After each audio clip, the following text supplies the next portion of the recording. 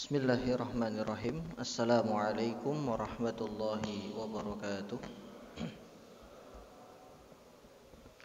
Asbahna wa asbahal mulku lillah walhamdulillah la ilaha illallah wahdahu la syarika lah. Lahul mulku wa lahul hamdu wa huwa ala kulli syai'in qadir. Asbahna ala fitratil Islam wa kalimatil ikhlas wa ala dini nabiyyina Muhammadin sallallahu alaihi wasallam وعلى ملة أبينا إبراهيم حنيفا وما كان من المشركين اللهم إنا نسألك علما نافعا ورزقا طيبا وعملا متقبلا اللهم إنا نعوذ بك من أن نشرك بك شيئا نعلمه ونستغفرك لما لا نعلمه آمين ya rabbal alamin. Bapak Ibu jamaah salat subuh Masjid Quba yang semoga dirahmati Allah. Alhamdulillah, segala puji selalu kita panjatkan kepada Allah atas segala nikmat, bimbingan dan inayah yang Allah berikan kepada kita. Tentunya tak lupa kita banyak bersyukur atas pemberian Allah Subhanahu wa taala dan atas pencapaian yang kita dapatkan dari bimbingan Allah Subhanahu wa taala.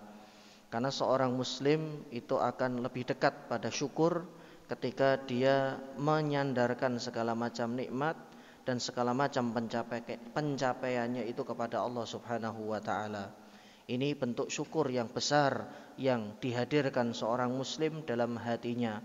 Karena tanpa bimbingan dari Allah, karena tanpa bantuan dari Allah, mustahil pencapaian itu bisa kita lakukan.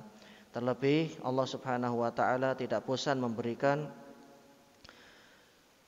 bimbingan, memberikan inayah, memberikan arahan kepada kita sehingga setiap yang kita lakukan dari kebaikan, hari-hari yang kita jalani akan menambah kebaikan, akan menambah keimanan kita dan ketakwaan kita di hadapan Allah Subhanahu wa taala.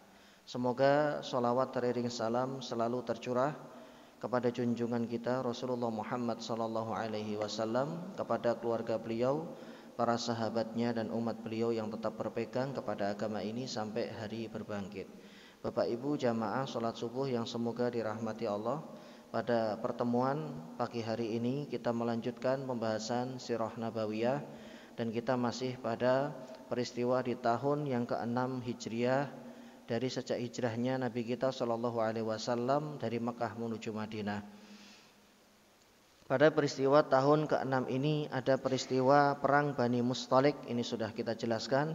Setelah itu kemudian pernikahan beliau dengan Ummu Juwairiyah binti Al-Harits bin Abi Dirar yang merupakan putri dari kepala suku Bani Mustalik, yang pernikahannya ini membawa keberkahan lebih dari 200 keluarga atau satu RW mungkin dalam lingkup kompleks seperti ini, atau mungkin satu RT itu kemudian masuk Islam karena beliau radhiyallahu anha lebih dulu masuk Islam, kemudian diperistri oleh Nabi sallallahu alaihi wasallam. Sehingga kemudian tawanan perang dari Bani Mustalik itu secara sukarela dilepas dan dibebaskan oleh para sahabat. Ini yang kemudian membuat mereka makin yakin bahwa Islam itu bukan agama yang suka menumpahkan darah, tapi melihat maslahat ke depan, khususnya maslahat untuk dakwah dan kemajuannya. Kemudian pada pembahasan yang ketiga kita juga sudah urai mengenai turunnya wahyu syariat tayamum, yang ini lagi-lagi kejadiannya adalah ketika Nabi Shallallahu Alaihi Wasallam pulang dari perang Bani Mustalik, dan salah satu istri beliau yang mendampingi adalah Ummu Aisyah radhiyallahu anha, dan pada saat itu beliau kehilangan kalungnya yang menyebabkan Rasulullah kemudian membuat kemah di situ, padahal itu bukan tempat yang cocok dan tempat yang pas untuk mendirikan tenda karena jauh dari sumber mata air. Sampai beberapa orang sahabat, ya, diceritakan oleh Imam Al-Bukhari di dalam kitab sahihnya, Ibunda Aisyah radhiyallahu anha bercerita, sampai orang-orang mendatangi ayahku sahabat Abu Bakar untuk menegurku. Kemudian beliau didatangi oleh ayahnya dan fa'ata bani abi, ayahku mencelaku, ayahku menghardiku, kenapa kamu berhenti? Ada-ada aja kamu ini. Kenapa kamu berhenti di tempat, minta kepada Rasulullah berhenti di tempat yang tidak ada sumber mata air? Kaum muslimin akan kesulitan nanti untuk minum dan untuk berwudu. Apalagi kalau di antara mereka ada yang junub. Jamaah yang dimuliakan Allah, ternyata para sahabat Rasulullah pun juga tidak tahu hikmah dari hilangnya kalungnya istri Nabi ini, sampai kemudian Allah turunkan ayat yang berkaitan dengan syariat tayamum. Barulah di situ para sahabat tersadar, ya, sampai dikatakan bahwa keluarga ini adalah keluarga yang berbarokah karena menyebabkan turunnya satu ayat yang berkaitan dengan tayamum. Maksudnya adalah keluarganya sahabat Abu Bakar As-Siddiq radhiyallahu anhu. Yang tayamum ini menjadi ciri khas dari umat ini dan menjadi cara Allah Subhanahu wa taala untuk menyayangi dan memberikan takhfif, memberikan keringanan. Karena tidak semua kita terkadang dalam beberapa kondisi tertentu itu bisa menggunakan air, sehingga dibutuhkan untuk alat untuk bersuci selain daripada air, dan itu kita temukan debu, karena hampir di setiap tempat itu pasti ada debu. Kemudian masih di peristiwa tahun ke-6 Hijriah dan masih dalam kondisi pulang dari Bani Mustalik. Jadi ini satu kejadian, satu rangkaian kejadian, Pak. Turunnya surah ayat dari ayat demi ayat sampai satu surah, yaitu surah Al-Munafiqun yang ada di juz 28. Ayat ini kemudian surah dari Al-Munafiqun ini kemudian menyikap satu persatu bagaimana boroknya dan bobroknya kaum munafikin, yang mereka itu suka menyebarluaskan informasi bohong. Mereka tidak suka kaum muslimin itu bersatu, mereka tidak suka kaum muslimin itu dalam keadaan baik-baik saja. Mereka nggak suka kalau air itu tenang, harus diobok-obok, harus dibuat gejolak, sehingga kemudian antar kaum muslimin ribut, antar kaum muslimin terjadi pertikaian. Nah, surah Al-Munafiqun diturunkan sekaligus oleh Allah Subhanahu wa taala untuk membuka kedok mereka, dan ini sudah kita jelaskan. Kemudian peristiwa kelima yaitu peristiwa Haditsul Ifki, dan peristiwa yang keenam perjanjian Hudaybiyah. Ini juga terjadi di penghujung tahun ke-6 Hijriah yang insyaallah akan kita jelaskan pada pagi hari ini. Jamaah yang dimuliakan Allah, hadis itu bisa bermakna al-kalam, bisa bermakna asyai' al-jadid. Hadis itu bisa artinya sesuatu yang baru.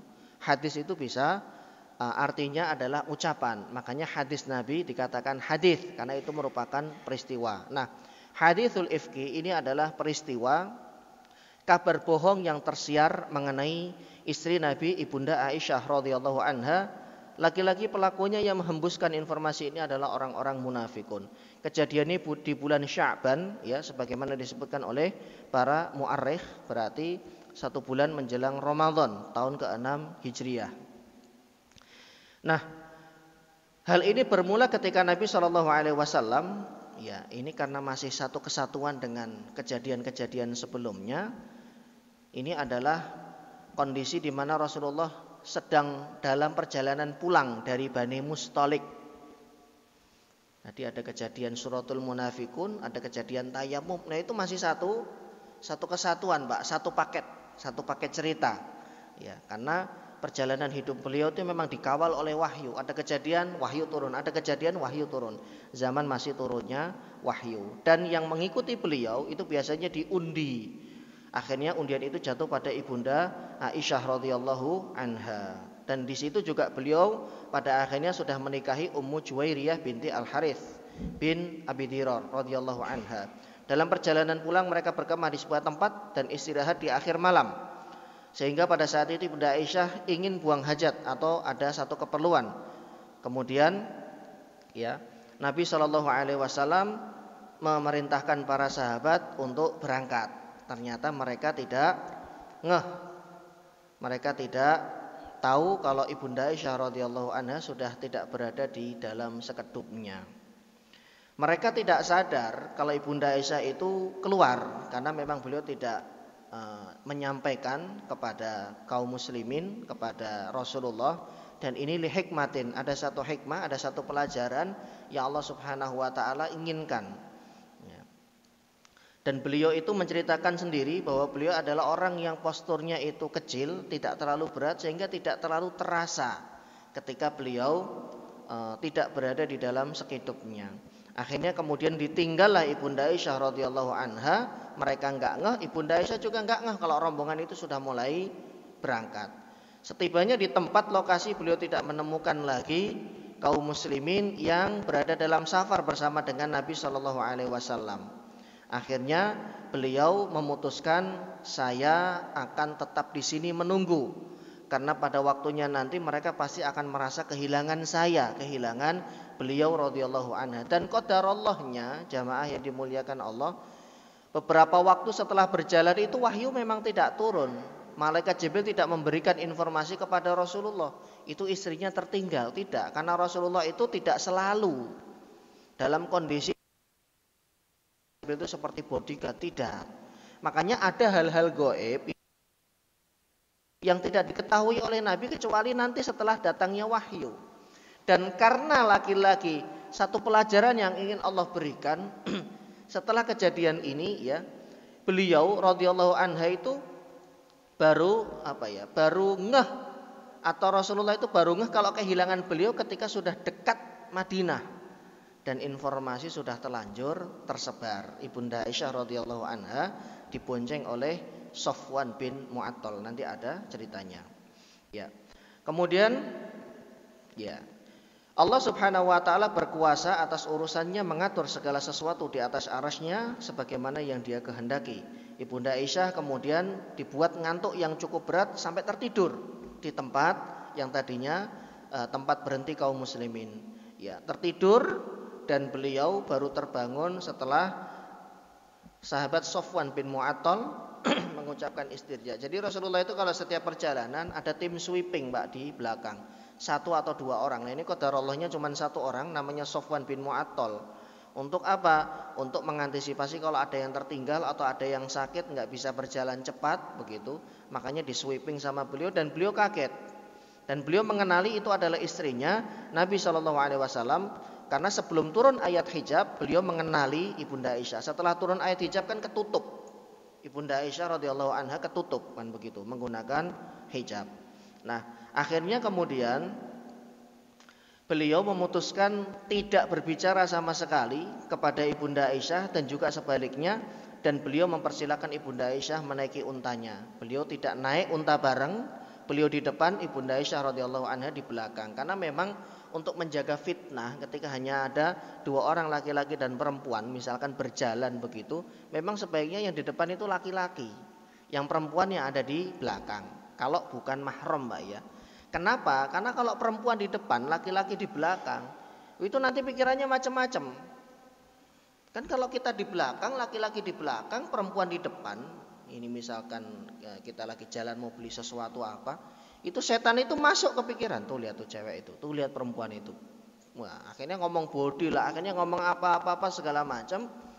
Ya, kemudian ada tasawur, ada gambaran mengenai perempuan tersebut, dan itulah pintu masuknya syaitan untuk menggelincirkan anak manusia. Berawal dari pandangan. Nah, kejadian ini beliau ada di depan. Sama sekali beliau tidak menatap ke arah Ibunda Aisyah karena di depan bawa untanya. Beliau di belakang. Maksudnya kayak orang naik kuda itu, Pak. Ibunda Aisyah naik unta, kemudian beliau nuntun untanya berjalan kaki. Maka Ibunda Aisyah radhiyallahu anha kemudian menyusul rombongan pasukan, ya, dan Safwan bin Umayyah mengiringi untanya beliau tanpa menoleh sama sekali ke arah Ibunda Aisyah radhiyallahu anha. Pada akhirnya mereka baru bisa menyusul rombongan itu pada saat duha. Matahari sudah terbit. Jadi ada sekitar 10 jam lebih, ya, 10 jam lebih beliau tertinggal dan dikawal oleh Safwan bin Mu'attal sampai kemudian bisa bertemu dengan rombongan ketika matahari sudah terbit. Nah, disinilah kemudian orang-orang yang ada di rombongan tersebut yang bercampur antara muslimin dengan munafikin itu mulailah, ini tepat, ini adalah busur panah, ini adalah senjata yang pas untuk menjatuhkan Nabi Shallallahu Alaihi Wasallam. Dan betul, informasi itu digoreng oleh mereka, ya, sesuatu yang sepele kemudian dibuat mereka menjadi wow. Mulailah mereka menuduh Safwan bin Mu'attal ini melakukan sesuatu yang tidak baik dengan istri Nabi Shallallahu Alaihi Wasallam. Padahal kan mustahil, ya, Pak, ya. Mustahil itu terjadi, ya. Tapi ya namanya mereka tidak suka. Orang-orang munafikun itu kan tidak suka kepada Nabi. Mereka menyembunyikan kebencian mereka. Seolah-olah, wow, kami ini adalah sahabat yang terbaiknya Anda ya Rasulullah. Tapi di belakangnya mereka menyembunyikan kebencian yang luar biasa kepada beliau. Akhirnya mereka menuduh Safwan bin Mu'attal melakukan perbuatan keji, yaitu perbuatan zina dengan istri Nabi SAW. Jamaah yang dimuliakan Allah, memang biasanya dalam setiap kejadian atau informasi yang tersebar, baik di tengah masyarakat, di komplek, di tingkat RT atau di tingkat RW, ada yang kemakan informasi itu. Ya, tidak tabayun dulu, tapi langsung termakan dan ikut menyebarluaskan, share begitu. Tidak dikonfirmasi dulu kebenaran informasi tersebut. Dan itu juga terjadi pada orang-orang beriman. Ada 3 orang, padahal 3 orang ini adalah salah satunya adalah kerabatnya sahabat Abu Bakar As-Siddiq. Ya, mereka adalah Mistah bin Usasah, sepupunya sahabat Abu Bakar As-Siddiq radhiyallahu anhu, sepupunya sendiri. Jadi omnya Ibunda Aisyah. Kemudian Hasan bin Thabit ini juga kena kemakan informasi ini. Kemudian Hamnah binti Jahsy radhiyallahu anhum, beliau juga termakan. Ada 3 orang. Goal lah, memang tujuannya begitu, biar kaum muslimin ya tercerai-berai dengan adanya kabar berita tersebut. Nah, jamaah yang dimuliakan Allah, ketika sampai di Madinah, berita ini makin menyebar. Orang-orang kemudian bertanya, kok bisa berdua? Ada apa dengan mereka berdua? Nah, ini kan pertanyaan-pertanyaan yang kemudian liar, tersebar luas, liar, ya. Ada juga yang mengingkari, tapi lebih banyak yang mempertanyakan. Ini kalau nggak ada klarifikasi bahaya ini. Berita sudah terlanjur tersebar di Madinah, maka ada di antara sahabat yang tidak percaya, tidak mungkin Rasulullah SAW istrinya melakukan hal tersebut. Dan masya Allah, hikmahnya lagi, ajibnya, Allah tidak langsung menurunkan klarifikasi ayat demi ayat. Itu ada jeda cukup lama, Pak, beberapa hari. Kok Allah mengizinkan informasi berita bohong ini terjadi, padahal itu digoreng oleh orang-orang munafikin? Ya karena memang Allah menginginkan satu hikmah, satu pelajaran. Ditunda turunnya wahyu, malaikat Jibril gak turun-turun, ditunggu sama Nabi. Ya, padahal sekilas kalau kita mendengar informasi itu mustahil terjadi pada istri Rasul.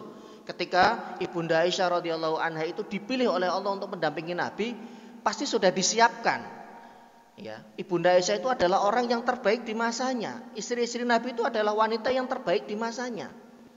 Dijaga track recordnya dari sejak kecil, dari sejak balik sampai dinikahi, bahkan sampai setelah nikah itu dijaga. Makanya istri-istri Nabi tidak diperkenankan untuk menikah lagi, karena beliau itu adalah ummahatuhum, ibunya kaum muslimin. Jandanya Nabi itu tidak boleh dinikahi lagi oleh kaum muslimin. Makanya kita tidak pernah mendapati para sahabat kemudian menikahi istri-istri Nabi sepeninggal beliau SAW wafat. Tapi kalau istrinya sahabat yang wafat radhiyallahu anha, radhiyallahu anhum, itu kita menemukan beberapa kisah diperebutkan oleh para sahabat. Contohnya adalah istri sahabat Abu Bakar yang bernama Atiqah radhiyallahu anha. Sahabat Umar bin Khattab radhiyallahu anha. Beliau ini termasuk yang menemani sahabat Umar ketika menjadi khalifah. Jamaah, ketika beliau radhiyallahu anha wafat, Atiqah radhiyallahu anha ini diperebutkan oleh para sahabat. Termasuk yang meminangnya itu sahabat Abu Bakar, termasuk yang meminangnya itu Abdurrahman bin Auf radhiyallahu anhum jami'an. Kenapa? Alasannya, kenapa kalian memperebutkanku untuk dijadikan istri? Karena para sahabat itu ingin tahu rahasia ibadahnya sahabat Umar ketika di rumah. Kok ada orang yang seperti ini, punya kualitas iman demikian, punya kualitas ketakwaan sedemikian tinggi. Karena beliau itu diceritakan oleh Imam Al-Hakim, kana khattani, beliau itu memiliki 2 garis di matanya. Min kathratil buska lisababil khauf minallah, karena banyaknya nangis disebabkan takutnya beliau kepada Allah Subhanahu wa taala. Cuman pengen tahu bagaimana ibadahnya beliau di rumah, itu sampai ngejar-ngejar atau berusaha menikahi mantan istrinya atau jandanya beliau radhiyallahu anha. Sampai sedemikiannya loh Pak. Alasannya alasan sepele. Kok dinikahi kenapa? Saya cuma pengen tahu nanti kalau sudah menikah kan saya bisa banyak bertanya. Suamimu yang sebelumnya Khalifah Umar itu seperti apa ibadahnya di rumah? Masya Allah ya, ajib banget. Bukan karena duitnya, apalagi kalau janda itu kembang, masih muda begitu, ya masih misalkan cantik, masih terlihat muda sekali, diperebutkan. Kenapa?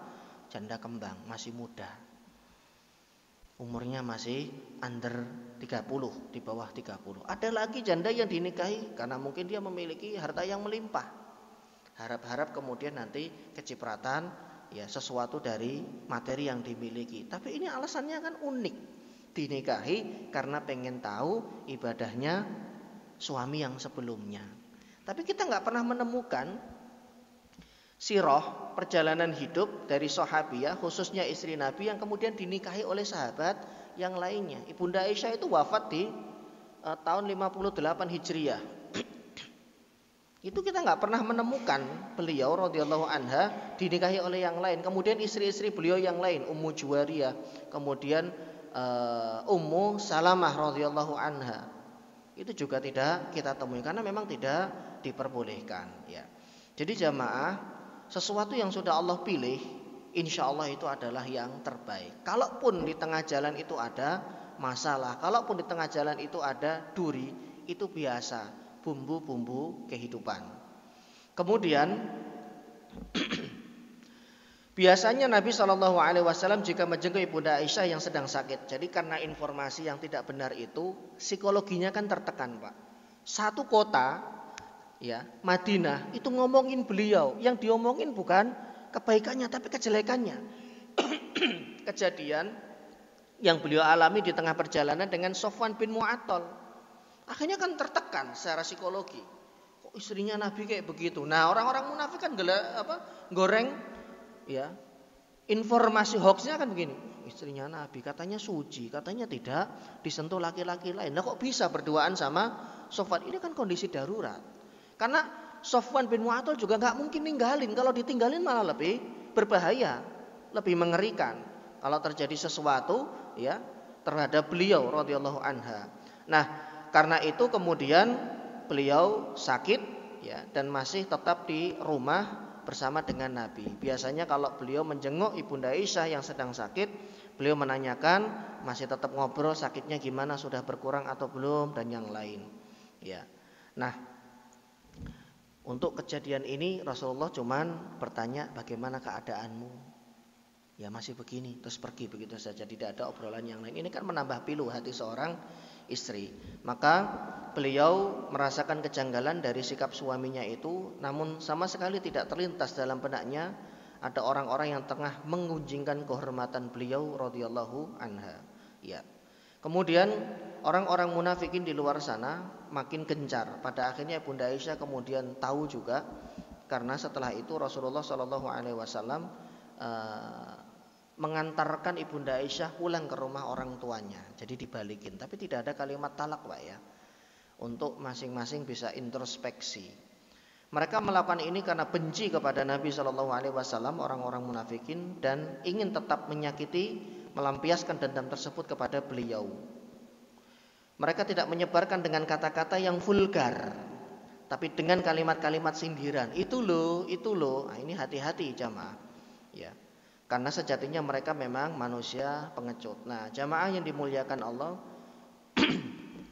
berapa lama Allah membiarkan kejadian ini sampai tidak turun wahyu? Lebih kurang 1 bulan. Jadi kalau itu hitungannya Sya'ban, ayat ini turun mungkin di penghujung akhir Ramadan atau di awal Syawal. Karena kejadian haditsul ifki ini adalah bulan Sya'ban. Bisa jadi di pertengahan bulan Syawal, bisa jadi di awal daripada bulan Syawal. Sebulan penuh Ibunda Aisyah radhiyallahu anha merasakan kepedihan, didiamkan oleh Nabi. Ya, Rasulullah SAW juga gelisah. Beliau juga hampir termakan informasi itu karena santernya berita mengenai kejadian antara beliau dengan Sofwan bin Mu'attal radhiyallahu anhu. Maka Allah Subhanahu wa taala kemudian ingin membersihkan nama baik Ibunda Aisyah radhiyallahu anha, dan Nabi SAW dengan menurunkan ayat yang ada di dalam surah An-Nur, dimulai dari ayat yang ke-11. Innal ladzina ja'u bil ifki usbatum minkum. Sesungguhnya orang-orang yang menceritakan atau menyebarluaskan bil ifki, berita hoax, fitnah, kebohongan, usbatun minkum, itu orangnya ada di tengah-tengah kalian. Satu clue. Oh, jadi pelakunya itu mereka yang berada di tengah-tengah kami. Siapa lagi kalau orang-orang munafikin. La tahsabuhu syarral lakum. Jangan kamu mengira itu adalah sesuatu yang buruk. Ada hikmahnya. Tidak semua ketetapan Allah itu buruk, jamaah. Terkadang di awal menurut logika manusia, ketetapan Allah itu ada sesuatu atau yang berkurang pada diri kita. Semacam kalau konteksnya adalah suami istri, kok ribut terus misalkan, sampai kemudian cekcok begitu ya. Bisa jadi ada hikmah setelah itu. Kenapa? Karena ketika Allah Subhanahu wa taala menetapkan sesuatu, pasti di sana ada hikmah. Tidaklah Allah menetapkan satu takdir pada seorang muslim illa kana fihi khairun lahu, kecuali ketetapan itu pasti baik untuknya. Hanya masalahnya kita terkadang belum mampu untuk mengelola ketetapan Allah itu dengan baik, sehingga buru-buru menceraikan istrinya. Ribut sampai piring terbang, sampai gelas terbang. Waduh, kok istri saya kayak begini ya, ngomongnya kok kasar banget misalkan. Udah gitu kalau ribut pasti ngomongnya minta cerai mulu. Ya udah deh, kita kasih pelajaran sekalian. Ya udah, misalkan dia sampaikan kepada istrinya, kamu saya talak. Ya taratab alaihil ahkam. Setelah itu kemudian ada hukum-hukum yang terkait dengan diam. Kalau dia kondisikan keadaan itu biar tenang dulu, yang istrinya tenang, yang suaminya tenang, baru kemudian apa? Dirembuk lagi. Itu clear insya Allah, Pak. Cuman kan amarah sesaat. Cuman terkadang itu emosi sesaat, tidak memikirkan panjang, tidak berpikir panjang. Wis pokoknya kita tumpahkan semua. Saya kesel, kamu kesel. Ya sudah, selesai sudah. Biar sekarang habis ini nggak usah ketemu-ketemuan. Udah nanti anak-anak kita yang ngurus. Istrinya nggak terima, enak aja. Wah, makin ribut. Sampai dibawa ke pengadilan. Akhirnya semua orang kemudian tahu. Naudzubillah. Ya. Bisa saja dalam keadaan seperti ini kemudian Rasulullah melakukan sesuatu, tapi beliau diam. Karena terkadang diam itu dibutuhkan, Pak. Terkadang kita butuh diam untuk kemudian merenung. Kenapa ya? Ada masalah apa? Kok saya dengan istri saya sering ribut seperti ini? Ketemulah jawabannya. Barangkali kami membutuhkan siraman rohani. Hati itu gersang. Karena dua-duanya gak ngaji. Sehingga ketika terjadi keributan kecil mungkin, cuman gara-gara tumpah makanan misalkan, itu marahnya meluap-luap. Dan masing-masing mengucap kata-kata yang tidak baik kepada pasangannya. Padahal ketika dua-duanya ngaji, orang ngaji dengan orang yang tidak ngaji itu beda dalam penataan hati dan manajemen ketika menyelesaikan masalah, Pak. Kenapa? Ibarat tanaman, ya, kalau setiap pagi dan sore dikasih pupuk, disiram, dikasih nutrisi, kalaupun suatu saat musim kemarau panjang, dia hanya mengandalkan siraman air dari kita, dia masih bisa survive. Tanaman itu masih bisa bertahan. Walaupun daun-daunnya mulai kering, ya, guguran, tapi tunas baru kemudian tumbuh. Itu ibarat dari orang yang belajar agama. Ada siraman rohani, kan hati kita itu gersang. Loh gimana gak gersang, Pak? Kita dituntut untuk ngejar dunia dari sejak sebelum subuh sampai malam. Setiap hari, Senin sampai Jumat. Kadang hari Sabtu ada yang masuk, kadang lembur, Sabtu Ahad tetap masuk. Kemudian hati kita gak dapat nutrisi apa-apa begitu. Ya kalau kesulut sedikit sudah meletup. Kalau ada pemicu sedikit sudah marah-marah. Maka dibutuhkan apa? Dibutuhkan proses pensucian jiwa, tazkiyatun nafas. Hati itu harus disiram, hati itu harus mendapatkan nasihat-nasihat. Dengan nasihat ini kemudian hati itu menjadi lunak. Oh ya, saya kan seorang muslim. Allah Subhanahu wa taala ya sudah memerintahkan seorang muslim lewat lisan nabinya. Dalam hadis At-Tirmidzi, la yafruqu mu'minun mu'minatan in kariha minha syai'an radhiya minha akhar. Seorang mukmin itu tidak boleh berkata kasar, berkata keji kepada mukmin yang lainnya. Seorang suami atau sebaliknya seorang istri juga tidak boleh berkata keji kepada pasangannya. Jika ada sesuatu yang tidak dia sukai dari pasangannya, radhiya minha akhar, boleh jadi ada hal lain yang dia sukai. Mungkin beliau tidak terlalu pandai untuk masak. Kalau masak selalu kebanyakan garam, nggak pas. Ya, ngasih garam kan ibarat rem dan gas, Pak. Kalau remnya pas di momen yang pas, ya motor kita nggak akan nabrak. Sama, kalau garam itu pas dalam sebuah masakan, itu rasanya enak. Tapi kok salah terus ya? Boleh jadi beliau punya kelebihan di hal yang lain. Pinter ngurus anak, pinter ngurus suami. Ya, betul-betul takdimnya luar biasa dengan suaminya. Atau kalau beliau nggak pintar dalam mengelola keuangan, ada hal lain yang dimiliki oleh beliau dari kelebihan. Demikian juga suami kita, demikian juga istri kita. Masing-masing itu saling melengkapi ketika ada kekurangan.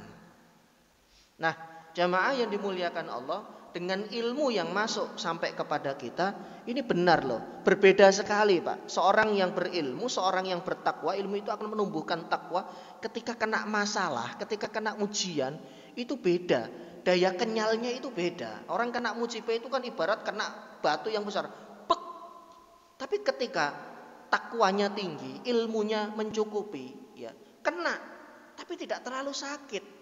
Dia menjalaninya dengan tenang. Kenapa? Saya dibekali ilmu. Ada sikap ridho pada hati saya. Ada sebuah ketetapan yang saya imani bahwa segala sesuatu yang ditetapkan oleh Allah itu pasti yang terbaik. Dan akan ada hikmah setelahnya. Maka jamaah, Allah mengatakan, la tahsabuhu syarran lakum. Jangan kamu mengira kabar buruk itu buruk buatmu, bal huwa khairul lakum. Dikatakan oleh Allah, justru nanti akan ada kebaikannya, ada hikmahnya. Likul limri'im minhum, masing-masing dari mereka, maksudnya adalah yang menyebarluaskan berita bohong ini, maktasaba minal itsmi, akan menanggung dosa, dan itu dosa besar. Karena menyebarluaskan berita yang tidak benar mengenai kehormatan seorang muslim atau seorang muslimah, apalagi ini istri Nabi sallallahu alaihi wasallam. Walladzi tawalla, siapapun di antara mereka yang mengambil bagian terbesar dari menyebarluaskan informasi ini, minhum lahu adzabun azim, maka mereka mendapatkan dosa besar. Salah satu di antara ciri ayat yang ketika berbicara ayat itu mengenai suatu pembahasan itu adalah dosa besar adalah ayat ini. Kenapa? Karena Allah mengancam. Maka Ibnu Abbas mengatakan, ini ada di dalam Muqaddimah bukunya Imam Adz-Dzahabi, judulnya Al-Kabair, dosa-dosa besar. Dosa besar itu apa definisinya? Setiap dosa yang Allah ancam pelakunya dan perbuatan dosa itu dengan laknat, dengan azab yang pedih, atau dengan ancaman-ancaman berat yang lainnya. Di sini Allah menyebutnya dengan adzabun azim loh, Pak. Biasanya kan azab begitu saja. Di ayat maktasaba minal itsm, dia akan menanggung dosa. Hanya menggunakan kalimat itsm saja, al-itsm. Al-itsmu dosa. Kemudian di akhir ayat yang ke-11 Allah menggunakan kalimat tawalla kibrahu. Yang paling besar dosanya itu adalah mereka yang paling banyak kontribusinya menyebarluaskan di tengah kaum muslimin. Mereka itu secara khusus disebut dengan adzabun azim, mendapatkan siksaan yang pedih. Dengan kata lain, 3 sahabat yang tadi ikut berdosa. Ya, Hasan bin Thabit, ya, kemudian 3 orang sahabat yang salah satunya adalah sepupunya sahabat Abu Bakar, itu kena ayat ini karena beliau ikut menyebarluaskan. Hanya memang prosentasenya tidak sebesar orang-orang munafikun. Semuanya disikat dengan ayat ini. Hati-hati. Semua yang menyebarkan informasi yang tidak baik mengenai orang-orang beriman, mendapatkan dosa. Yang paling gede siapa? Yang paling banyak nge-share dosanya, yang paling besar, dan yang paling banyak menyebarluaskan. Kemudian di ayat yang ke-12-nya, laula idz sami'tumuhu dhannal mu'minun. Mengapa orang-orang beriman, baik yang laki-laki maupun yang perempuan, tidak berbaik sangka ketika mendengarkan informasi ini? Kemudian mereka mengatakan, hadza ifkum mubin. Ini berita bohong yang nyata. Kenapa kalian langsung termakan informasinya? Ini Madinah ini ketika dibacakan ayat demi ayat itu, ya para sahabat itu kan ada yang diketahui ikut menyebarluaskan, ada yang cuman di dalam hatinya saja, lah iya, tapi nggak sampai diucap. Lah iya, istrinya Nabi kok berduaan sama yang lain. Itu kena ketika ayat ini, aduh, mati aku, kena disindir sama ayat. Kenapa kalian mukmin laki-laki dan perempuan ketika informasi ini tersebar tidak konfirmasi tabayun dulu dan kalian katakan wah ini nggak benar ini? Kan ditegur sama Allah. Dan hari ini bisa jadi beberapa kejadian itu ya mirip dengan ayat ini, cuman bukan berita mengenai kehormatan seorang muslimah. Ada informasi yang lain misalkan. Ya kalau ada masalah dalam biasa Pak, dalam kepengurusan mungkin atau dalam yayasan mungkin atau dalam perusahaan, dapat informasi kok kotak infaknya misalkan diambilin misalkan, jangan langsung disebarluaskan, tabayun dulu, kumpulkan orang-orang inti, kemudian ngobrol baik-baik. Apalagi kalau kita nggak punya bukti, jangan di-share dulu di masyarakat yang luas. Misalkan ada masalah di tingkat RT, di tingkat RW, jangan langsung disebarluaskan. Datangi dulu Pak RT. Pak RT, saya dapat informasi kayak begini. Katanya ada warga kita. Ini mungkin kalau di sini jarang Pak ya. Tapi di tempat yang banyak kos-kosannya, ya ini potensinya terjadi besar sekali. Kok ada kos-kosan perempuan kok sering didatangin laki-laki ya Pak RT ya. Oh di mana itu? Di kos-kosannya ini. Tapi nanti dulu ya Pak RT, kita selidiki dulu. Pak RT harus tahu karena yang punya wilayah. Nanti kalau ada apa beliau yang maju. Bahkan kalau misalkan cowok yang datang itu bawa narkoba, beliau pasti dihubungi sama minimal polsek. Ketika mau digerebek, ketika mau ditangkap, Pak RT harus tahu. Dan ini bukan menyebarluaskan, tabayun untuk sama-sama mencari tahu. Oh ternyata yang sering datang itu sepupunya, saudaranya. Oh saudaranya kok yang sering datang, kakaknya atau adiknya. Tapi tetap dikasih tahu jam datangnya jangan tengah malam, kan nggak enak sama tetangga yang lainnya. Tapi kalau kemudian betul terjadi, ini kan bisa diantisipasi begitu, sehingga berita itu tidak terlalu liar tersebar, apalagi sampai mohon maaf RT-nya sedang nyari tahu, RW-nya sedang nyari tahu, warga sudah ribut, gimana sih nggak tegas jadi RT loh? Kita juga baru dapat info. Ini sepele jamaah, tapi bisa membuat cerai-berai masyarakat, ya, membuat cerai-berai lingkungan yang tempat kita tinggali, sehingga kemudian menjadi tidak nyaman. Ayat berikutnya, laula ja'u alaihi bi arba'ati syuhada. Ini kena. Kalau ada yang menuduh, maka dia harus mendatangkan 4 orang saksi. Menuduh Ibunda Aisyah dengan Sofwan bin Mu'attal melakukan perbuatan keji, mereka tidak mendatangkan 4 orang saksi, laki-laki semua. Dan laki-laki ini adalah orang-orang yang udul, yang tidak melakukan perbuatan fasik.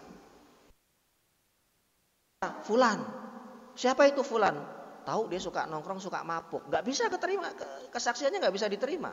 Hati-hati ya Pak ya, itu perbuatan fasik loh. Minum khamr, apalagi judi. Bahkan dalam suatu titik ya dia bisa terhalang menjadi wali nikah daripada anaknya.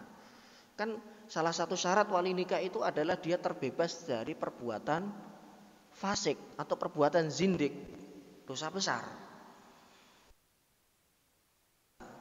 Ini kita berbicara yang belum bertaubat. Ini berat jamaah. Menuduh itu sesuatu yang berat.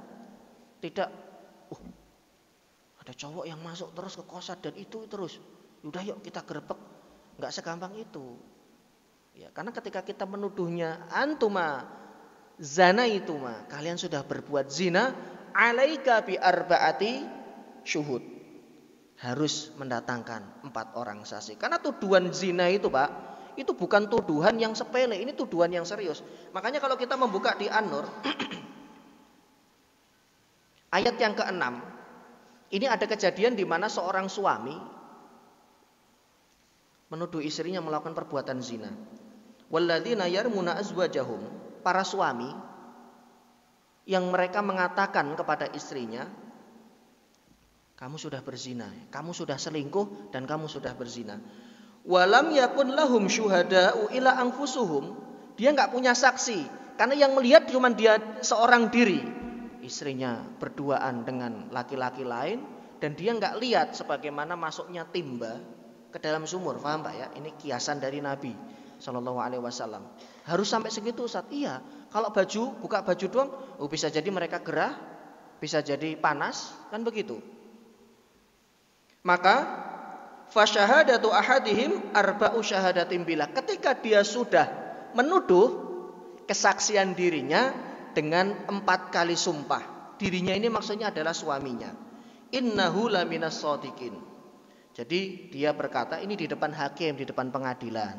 Demi Allah, saya bersaksi bahwa saya menyaksikan istri saya berbuat zina. Diulang 4 kali. Wal khamisata, di ayat yang ke-7, yang kelima. Jadi setelah dia mengucap yang kelima, anna la'natallahi alaihi, dia mengatakan demi Allah saya bersaksi. Setelah yang keempat mengucap kalimat tadi, saya melihat istri saya berbuat zina. Dan apabila saya berdusta, saya siap mendapatkan laknat dari Allah Subhanahu wa taala. Ini kalimatnya yang kelima. Wal khamisata anna la'natallahi alaihi in kana minal kadzibin. Demikian juga istrinya. Wa yatrau anhal adzab an tashhada arba'a syahadatin billah. Istrinya juga bersaksi demikian. Apa yang dituduhkan suami saya itu adalah sebuah kebohongan. Dan saya benar-benar bersumpah itu adalah sebuah kebohongan. Saya tidak melakukan zina. 4 kali. Yang kelima dia mengucap, saya siap mendapatkan laknat jika saya berbohong. Ini namanya li'an. Li'an itu adalah satu kondisi di mana seorang suami menuduh atau seorang istri menuduh suaminya melakukan perbuatan zina dan dia tidak memiliki 4 orang saksi. Belum tentu benar, walaupun kedapatan di dalam kamar mereka berdua tidak menggunakan baju. Ya, mohon maaf bisa jadi hanya bercumbu saja. Lah terus gimana Ustadz? Mosok saya diamkan? Yang pertama Pak, sebelum ada bukti yang konkret 4 orang saksi, karena memang susah loh. Kalau harus 4 orang yang lihat kan susah Ustadz. Keburu dianya kabur, memang susah. Siapa bilang membuktikan perzinahan itu mudah? Sejarah mencatat zina atau pelakunya itu bisa dihukum rajam hanya dengan dua bukti. Yang pertama adalah pengakuan dari orang yang berzina. Ana zana itu, saya telah berbuat zina. Makanya pernah datang kan seorang sahabat kepada Nabi Shallallahu alaihi wasallam ya. Seorang sahabat itu pernah datang kepada Nabi Shallallahu alaihi wasallam dan kemudian mereka mengadu kepada Nabi Shallallahu alaihi wasallam kalau mereka sudah melakukan perbuatan zina. Baru kemudian dihukum rajam. Yang kedua, dan ini yang paling susah, membuktikan perbuatan zina itu dengan 4 orang saksi. Susah ini Pak. Susah banget. Bagaimana tidak?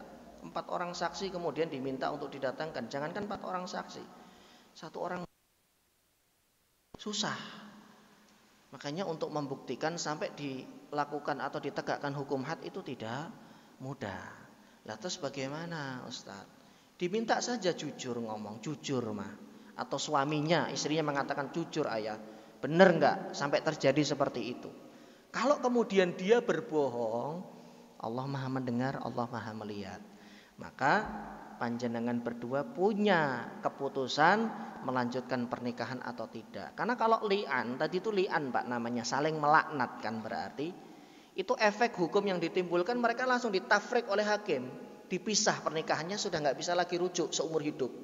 Jadi li'an itu bukan kayak talak roja'i atau talak bain yang masih bisa rujuk. Ada talak itu ada 2 Pak, roja'i dan bain. Roja'i itu talak yang masih bisa rujuk. Maksudnya Ustadz, ketika suami itu menjatuhkan talak kepada istrinya 1 kali talak, Kamu bukan istri, saya menceraikanmu. Ada dua lafadznya, soreh dan kinayah. Soreh itu jelas, tanpa ada tendeng aleng-aleng. Diucap dalam keadaan bergurau, diucap dalam keadaan sadar, jatuh talak. Ya, enggak kok, cuman bergurau saja. Lah emang kalimatnya gimana ya? Kemarin saya bilang ke istri saya main-main doang. Mah, kamu saya cerai ya mah ya. Itu jatuh loh Pak, satu talak loh Pak. Hati-hati. Ada 3 hal kata Nabi, hadis Abu Daud. Ya, hadis ini sanadnya lemah.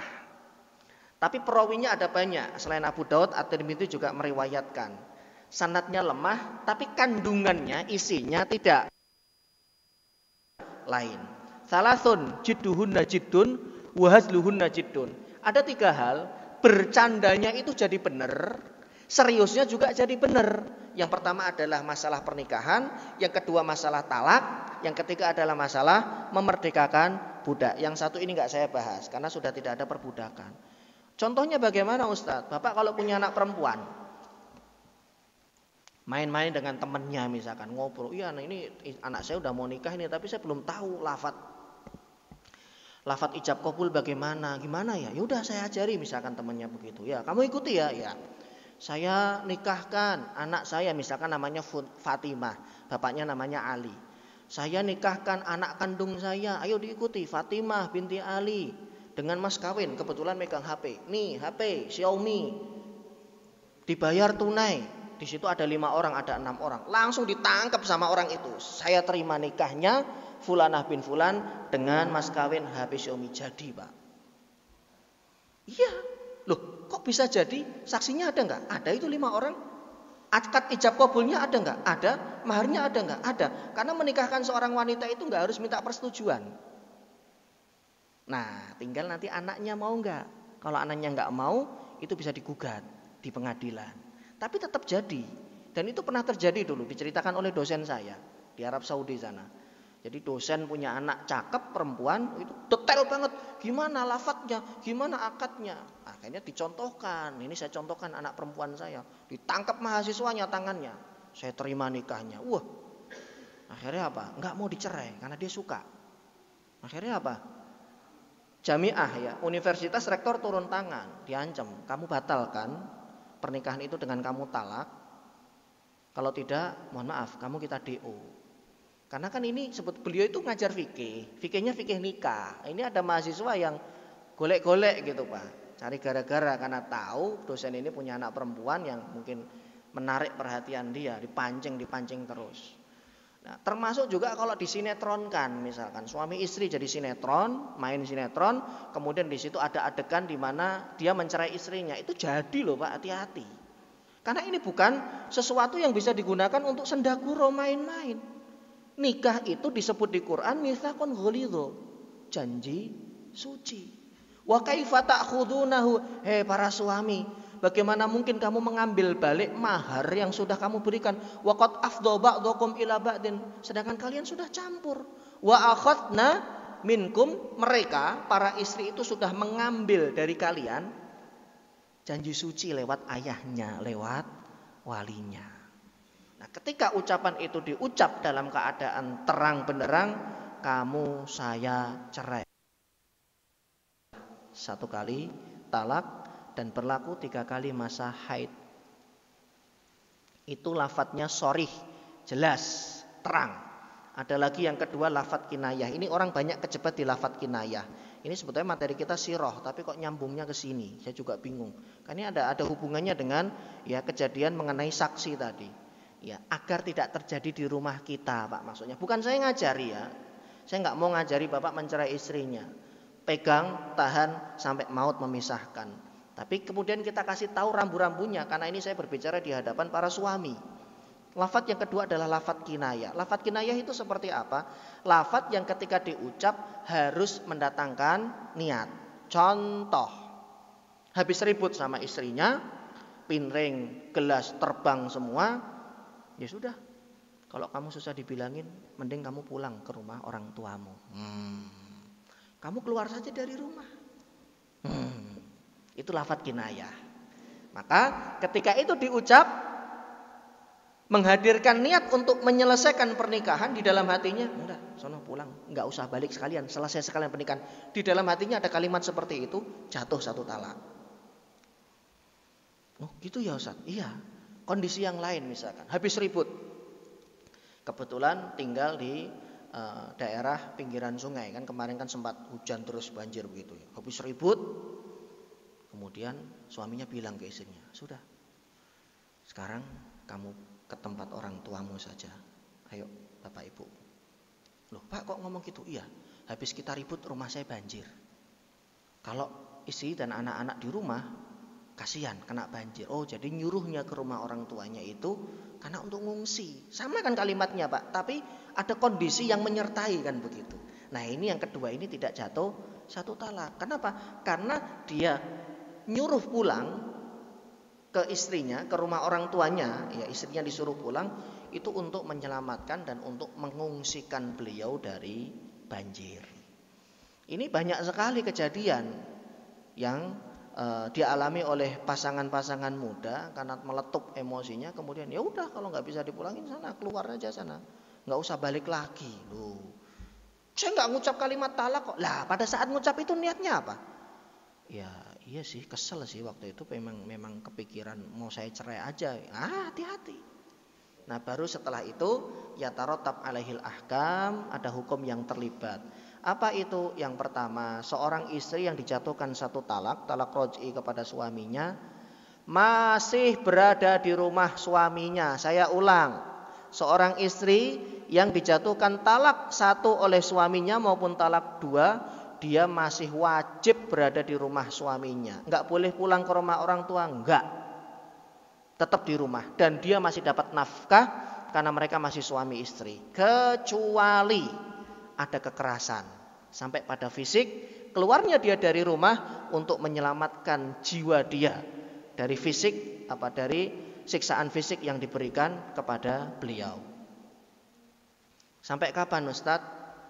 Sampai salasata quru, 3 kali masa haid atau 3 kali masa suci. Tapi pendapat yang lebih kuat adalah menurut madhab Syafi'i dan yang lain, salasata quru itu adalah 3 kali masa haid. Jika dalam kurun 3 kali masa haid ini tak kunjung dirujuk oleh suaminya dengan ucapan, maka talak yang tadinya roja'i itu jatuh menjadi talak bain, sugro. Ya. Mereka tidak bisa otomatis langsung rujuk, harus dengan menggunakan akad nikah yang baru. Ustadz, ukuran 3 kali masa haid itu bagaimana? Ini Pak, saya jelaskan Pak ya. Jika ditalak dalam keadaan istri haid, dia lagi datang bulan, kemudian ditalak sama suaminya, haid, ketemu suci, seminggu haid, kemudian misalkan tanggal 8 dia suci, tanggal 30 atau 29, kemudian haid lagi, dihitung 1. Haid ketemu haid 1. Kemudian suci, kemudian haid dihitung 2. Kemudian suci, kemudian haid dihitung 3. Begitu haid yang ketiga selesai, bersih, sudah suci, antum sudah bukan suami istri lagi. Sudah tidak boleh berhubungan lagi. Tapi kan kakak akte nikah itu nanti kan menyusul. Yang penting ini dulu. Karena ucapan talak itu ada yatarotab alaihil ahkam, ada hukum yang ditimbulkan. Maka sebelum waktu itu terjadi, rujuklah.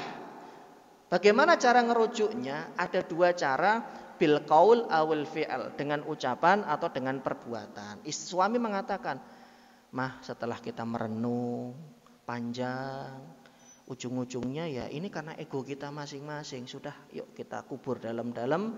Saya introspeksi, kamu juga introspeksi. Ayo kita menjadi yang lebih baik lagi. Kita banyak ngaji, datang ke masjid, biar disiram ini hati kita, nggak nyari dunia melulu, ya kan? Ayo kita balikan." Saat itu juga sudah rujuk, Pak. Tapi kalau istrinya nggak mau bagaimana? Walaupun nggak mau, karena rujuk itu adalah haknya suami. Mana ayatnya Ustadz? Wa bu'ulatuhunna, ada di Al-Baqarah. Wa bu'ulatuhunna ahaqqu biraddihinna fi dzalika, dan para suaminya itulah yang lebih berhak untuk merujuk. Jadi yang merujuk itu suami. Jenengan yang harus proaktif.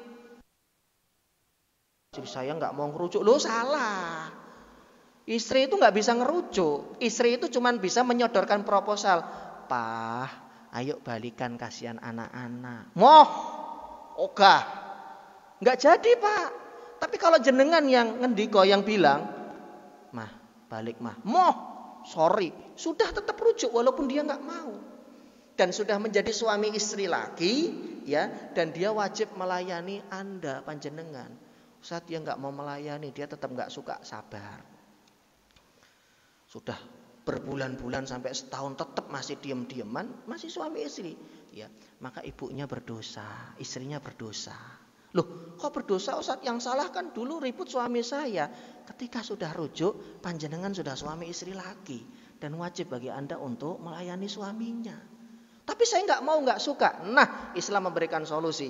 Agar dosa itu tidak bertambah terus, ketika si istri tidak mau untuk balikan, maka dia punya solusi khulu atau menggugat cerai suaminya. Istri itu kamu 1000 kali diucap.